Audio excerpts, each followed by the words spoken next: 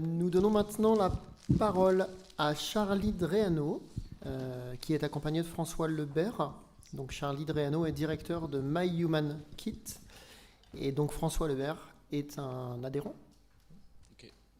Bonjour à tous, donc effectivement je m'appelle Charlie, j'ai la chance de diriger l'association My Human Kit, et je ne suis pas venu tout seul vu qu'on est une association, on est forcément plusieurs. Je suis venu bien accompagné. François, je laisse te présenter rapidement. Oui, alors François Lebert, effectivement, je suis adhérent, je suis malvoyant, j'ai ma canne blanche à mes pieds.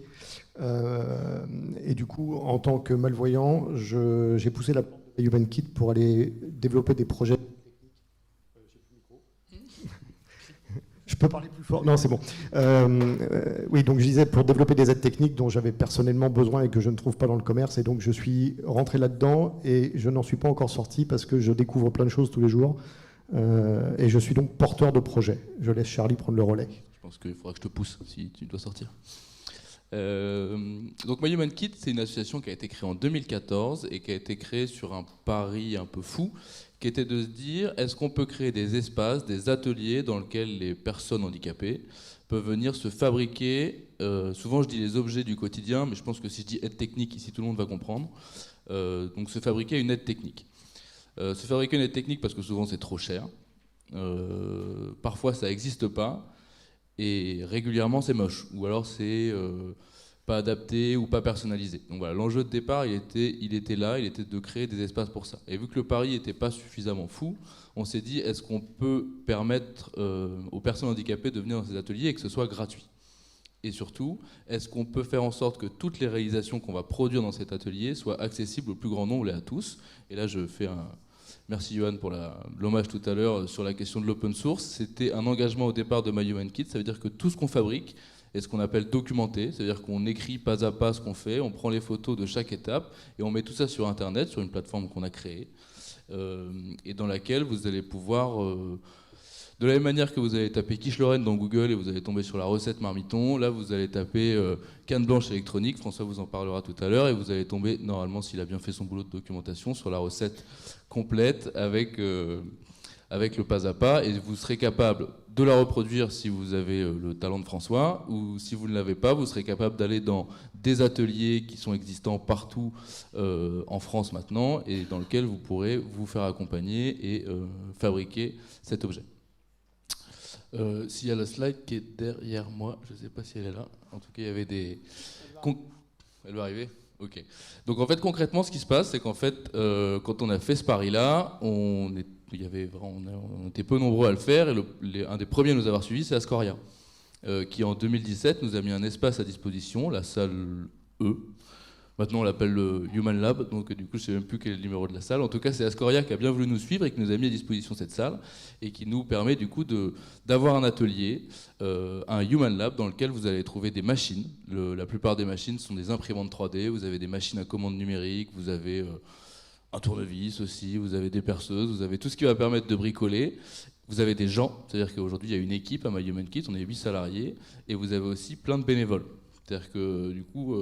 En fait, la plupart des salariés sont pas forcément les plus compétents. Par contre, on a plein de bénévoles qui viennent, qui sont pour la plupart des hommes quand même, qui ont travaillé toute leur vie dans des métiers techniques, malheureusement. Donc c'est un enjeu qu'on a, mais bon, en tout cas, aujourd'hui c'est existant. Des bricoleurs un peu de génie qui viennent mettre, en fait, trouver dans cet espace un endroit où ils peuvent faire acte de solidarité et mettre en œuvre leurs compétences de bricolage pour des projets qui ont du sens. Donc en fait, vous passez la porte du Human Lab, vous n'êtes plus personne handicapée, vous êtes ce qu'on appelle porteur de projet, parce que tout l'enjeu est de reconnaître votre propre expertise, à savoir savoir ce dont vous avez besoin, quelle couleur vous le voulez, quelle taille vous voulez, etc., etc. Donc là, vous avez des exemples. On essaye de toucher à tous les sujets. Nous, on n'a pas de prisme autour d'une maladie, d'une pathologie, etc. Tu rentres et si tu as une idée et si tu as du temps et que tu as envie de participer, c'est possible. Donc on peut traiter sur des questions d'habitat. Là on voit Sarah qui avait besoin d'une table de cuisine avec des distributeurs de nourriture. Juste en dessous vous avez Vincent où là c'est sur les questions des mobilités. En fait on travaille avec une association qui s'appelle La Petite Reine, qui est basée à Rennes du coup, et qui récupère pour nous des batteries et des moteurs de vélos. Les vélos que vous avez à disposition dans la ville de Rennes, en fait tous les 2-3 ans ils changent de parc. Donc en fait la Petite Reine avec un ESA désélectrifie les vélos. ils remettent les vélos nus en vente et nous on récupère batterie et moteur, et ces batteries et moteurs on arrive à les équiper sur des fauteuils roulants pour faire des dispositifs électriques qui en termes de matériel coûtent 200 €, qui sont fabriqués avec des bénévoles et la personne qu'on a besoin. Et on arrive aujourd'hui à un prototype qui commence à avoir, peut-être pas qui va pas rivaliser avec ce qu'ils ont dans le commerce, mais en tout cas qui peut permettre des usages. On a 3-4 personnes là qui s'en étaient fabriqués un, qui ont réussi à faire Rennes jusqu'au Moulin du Bouel et à revenir, donc quand même 40 km sur l'économie d'une batterie qui était destinée à la benne. C'est plutôt intéressant. Voilà, vous faites un signe, hein, si jamais j'en dis trop, faut pas hésiter à me faire un signe parce que j'ai pas le chrono. Non, non, c'est bon. Puis en plus il y a encore François à parler après, donc... voilà, donc il y a des jeux aussi pour une cible adaptée pour des personnes malvoyantes, plein d'exemples, et du coup je laisse tout de suite la parole à François qui est venu avec son exemple à lui. Alors, je sais pas, oui, mon micro marche. Oui, on est juste à côté, on est les régionaux de l'étape, Charlie. Alors, donc, moi, le premier projet qui m'est venu à l'idée, c'est complètement idiot, je fais du tandem. Alors, je vous rassure, je suis pas devant, je suis derrière, bien évidemment. Quand je gonfle mon vélo, il y a un manomètre. Et le manomètre, j'arrive pas à le lire. Donc j'ai acheté un petit capteur de pression, j'ai acheté un petit bout de tuyau, j'ai acheté une petite carte électronique à 10 €. Je me suis forcé à apprendre la programmation dans un certain langage que j'aime pas du tout. Et puis j'ai poussé la porte et puis ils m'ont expliqué comment faire. Et puis j'ai fait mon truc. Bon, je ferai pas fortune avec ça, mais j'ai mon aide technique à moi qui fonctionne.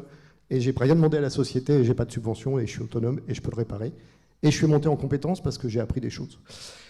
Charlie, vous parlez de la canne blanche électronique. Alors j'ai mis 2 cannes blanches en fait. J'ai celle-là.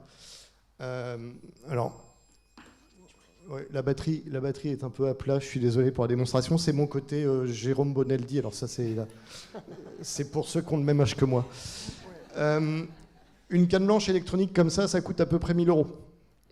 Celle-là, elle peut tomber en panne. Je peux la réparer. Alors comment elle marche? Elle se monte sur n'importe quelle canne. Je les vends pas. Hein. C'est en open source. Wikilab MHK. Vous avez tous les plans, vous prenez la canne à son, ça s'appelle. On est très fort en jeu de mots, surtout certains collègues de l'association. On ne se prend pas au sérieux quand on est handicapé, sinon on rigole plus. Là, on a un capteur LIDAR, un laser, qui est parallèle à l'axe de la canne, donc qui scanne devant la canne. Et devant ici, il y a 2 petits trous, avec des capteurs ultrasoniques de dernière génération, qui permettent de scanner devant et au niveau de la tête, parce qu'un jour ça peut m'arriver de rentrer dans un store, de rentrer dans une échelle sur un trottoir. Voilà. Donc ça coûte à fabriquer 200 € et le boîtier s'imprime en 3D sur n'importe quelle imprimante 3D. Donc comme le disait Charlie, vous allez dans n'importe quel Fab Lab du monde avec le plan sous le bras et vous dites je veux faire ça. Voilà. Vous le montez sur votre canne, ça tombe en panne, vous le réparez, vous avez appris des choses et vous montez en compétences. Voilà. Donc ça marche. Alors, il y a encore des améliorations parce que c'est jamais parfait, on est d'accord. On a une imprimante braille aussi. On a un membre de MyHumanKit qui a développé une imprimante braille pour 200 €. Ça coûte entre 1000 et 5, voire 4, voire encore plus. Ça peut permettre d'équiper des postes de travail très rapidement sans demander de subvention à une organisation de l'administration française, par exemple. Voilà, je passe un message. Merci François. Donc du coup voilà, les enjeux aujourd'hui de MyHumanKit, enfin les enjeux même pas, c'est pas les enjeux, des objectifs. Johan en parlait tout à l'heure aussi, mais c'est la question du pouvoir d'agir des personnes en situation de handicap, de l'handicap-empowerment, de l'handipowerment. Il y a des variantes, mais en tout cas l'idée est là, c'est que ce sont des ateliers, des espaces dans lesquels on est reconnu en tant que patient expert, qu'on a une équipe qui est autour de nous, on est pilote, on apprend à réparer ces objets de la même manière que si vous allez dans un garage participatif, vous allez apprendre à réparer votre bagnole et gagner du pouvoir d'agir sur cette question-là. Là, c'est exactement le même principe, c'est le premier enjeu. Le deuxième enjeu, c'est les apprentissages. Excusez-moi pour les traducteurs si je parle trop vite, je vais ralentir. Je m'en rends compte en parlant. C'est les apprentissages, ça veut dire que, en fait, en fabriquant ce dont on a besoin, on apprend les différentes technologies, à se servir des différents outils, des différentes machines qui sont présentes dans les ateliers. Et le dernier volet, c'est la question de la diffusion. Donc la diffusion des plans à travers l'open source, on en a parlé, mais aussi la diffusion du concept. Nous, on est parti de presque rien en 2014. C'est très lié à l'histoire d'un gars qui était en photo tout à l'heure, qui s'appelle Nicolas Huchet, qui est rentré dans le premier Fab Lab de Rennes, qui était aux Beaux-Arts. Il est amputé de la main droite et il a dit « je voudrais m'imprimer une main en 3D ». Donc toute l'histoire, elle est partie de là. Et on est vraiment parti de pas grand chose. On avait 500 € en compte. Aujourd'hui, on est 8 salariés. Il y a des Human Lab, il y en a 15 en France. On a une partie de l'équipe qui revient du Japon qui était allée travailler avec un Fab Lab qui fait à peu près la même chose au Japon. Donc on essaye vraiment de diffuser cette question-là.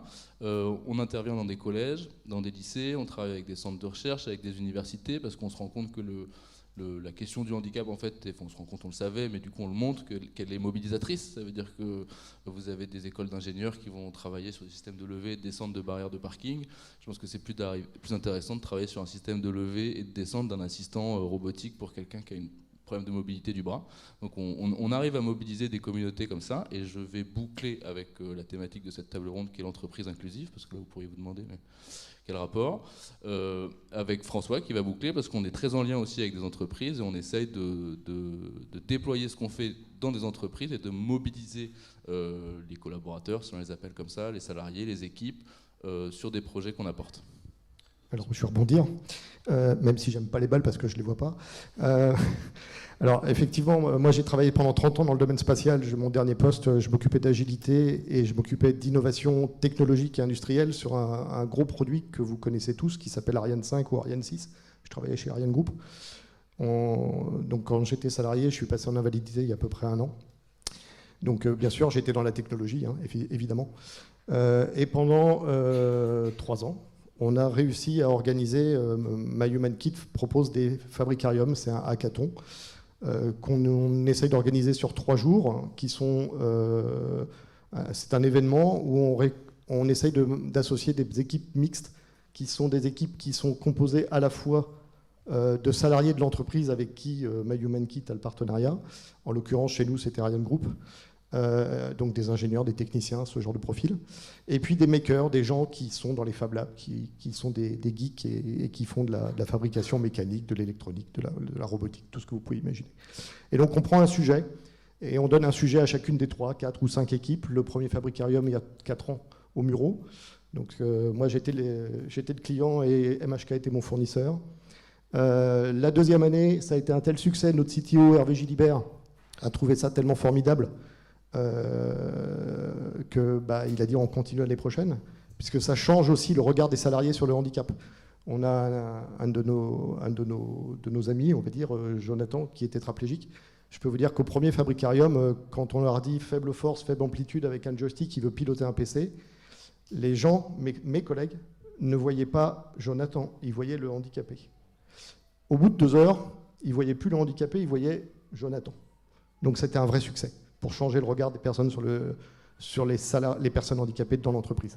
La deuxième année, on l'a fait ici, dans les locaux, à cause d'un certain Covid, je crois, qui nous a beaucoup posé de problèmes, mais on a réussi à faire un deuxième fabricarium ici, pareil, gros succès.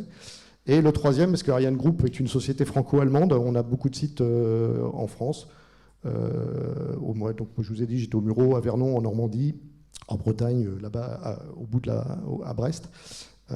Et en Aquitaine, on a 3 sites. On en a d'autres en Allemagne et ailleurs en région parisienne. Et le dernier fabricarium, donc, s'est fait à côté de Bordeaux. Là, pareil, on avait un espace dédié où on a travaillé. Donc, moi, je suis rentré aussi par là, avec MyHumanKit.